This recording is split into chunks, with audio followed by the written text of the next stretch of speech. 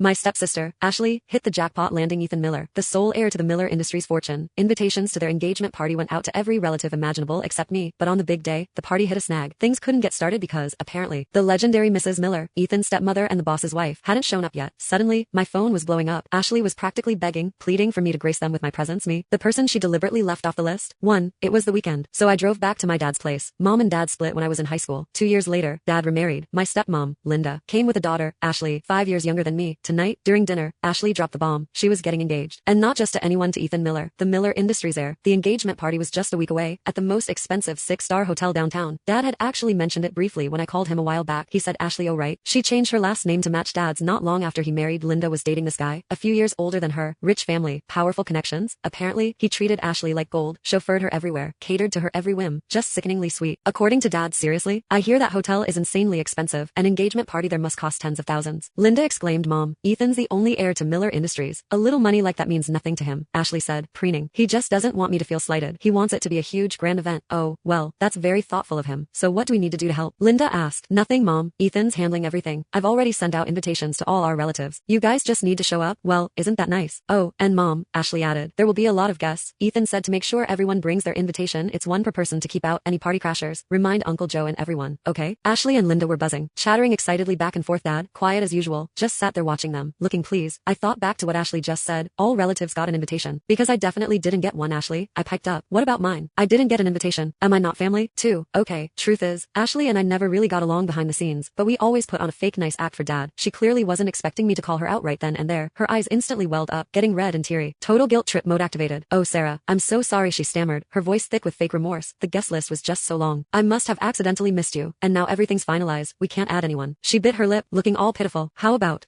Ethan and I take you out for a special dinner tomorrow? As an apology? Please don't be mad. Or I could call Ethan right now and see if he can rearrange things. She made a show of pulling out her phone, pretending she was about to call him. Linda jumped in immediately, grabbing Ashley's arm. No. We haven't helped with anything for this engagement party. We can't bother Ethan with little things like this now. He'll get annoyed, and what if that makes things difficult for Ashley after they're married? Turning to me, Linda added, it's just the engagement party, not the wedding. A separate dinner sounds lovely. Dad thought for a moment, then nodded. Linda's right, Sarah. It's just the engagement. How about this? You can have my invitation, Linda, and I can share one. Ashley looked panicked at Dad's suggestion. She quickly rubbed her eyes, putting on her best wounded dove expression. It was clear she really didn't want me there. I gave Ashley a long look, then turned to Dad. It's okay, Dad. You guys go ahead. I forced a smile. Like you said, it's just the engagement. I can always go to the wedding. Exactly. See? Sarah understands. Linda chimed in quickly, piling food onto my plate across the table. Ashley shot me a smug, triumphant glance. 3. After dinner, Ashley insisted on walking me downstairs. The second we were out of the apartment and a few steps away, she yanked her hand from my arm like I was contaminated and brushed off her sleeve. Sarah, she snapped, her voice dripping with disdain. There was no mistake with the list. I deliberately didn't invite you. Yeah, I figured. I said calmly. Her little schemes were always painfully obvious, written all over her face. Only Dad, bless his trusting heart, couldn't see through her and Linda's act. My lack of reaction seemed to infuriate her. Stop pretending, Sarah. God, I've always hated how you act so high and mighty. Like you're better than everyone. It's disgusting, she sneered. So you got good grades and make a decent salary. Big deal. Who knows how you really make your money anyway? I didn't even bother looking at her. Arguing with her was a complete waste of emotional energy. I turned to leave, but she darted in front of me, blocking my path. What? Did I hit a nerve? Feeling guilty? I knew it, she crowed. I saw you got a new car recently. There's no way you could afford something that nice on your salary so quickly. Who's your sugar daddy? I rolled my eyes. Unbelievable. The car was a gift, a wedding present from my husband. H wanted to get me a Rolls Royce, but I vetoed it. Way too flashy. I picked out a modest Honda instead. It was just for commuting. The brand didn't matter. But seriously? She thought I couldn't afford a $15,000 car on my own? Who did she think she was talking to? Dealing with idiots seriously tanks my mood. Think whatever you want, Ashley. I sighed as I started to walk away again. Something occurred to me. I stopped and turned back. Hey, just double checking. You're absolutely sure you don't need me at the engagement party? She let out a short, sharp laugh. Positive. Absolutely. 100% positive. Okay then, I shrugged. 4. After graduating college and landing a job, I moved out of Dad's place. A few years later, I'd saved enough to buy my own small condo. I rarely stayed over at Dad's, partly because I couldn't stand being around Linda and Ashley, and partly because I didn't want to make things awkward for Dad. Dad had told me once that Ashley had a rough childhood. Her biological father was a gambling addict. When he lost, he'd drink and take it out on Linda, hitting and yelling. He'd always be incredibly apologetic the next day, and Linda, being soft-hearted, could never bring herself to leave him. That might have gone on forever, but one night, he came home drunk after losing big. Ashley was just coming out of the bathroom, and he slapped her, hard, right out of the blue. She started screaming. Linda heard the commotion, saw Ashley crying, and was overwhelmed with guilt and pain. That was the final straw. She finally filed for divorce. After Linda married Dad, he learned about Ashley's past and treated her really well, just like he treated me, his own daughter. Ashley seemed to adore Dad's calm, gentle nature, always calling him Dad affectionately. If it hadn't been for that one incident, maybe we could have actually been a happy, blended family. But hey, at least Ashley and Linda were decent to Dad, even if Ashley and I didn't get along, so I mostly kept my mouth shut. 5. As Ashley's engagement party approached, I found myself back at Dad's more often. Ashley, clearly thinking thinking Shed finally one-upped me by snagging a rich Viank, needed an audience for her bragging. Shed get Dad to call me, saying she wanted to spend more time with her big sister before getting married. Dad, naturally, fell for it and urged me to come over.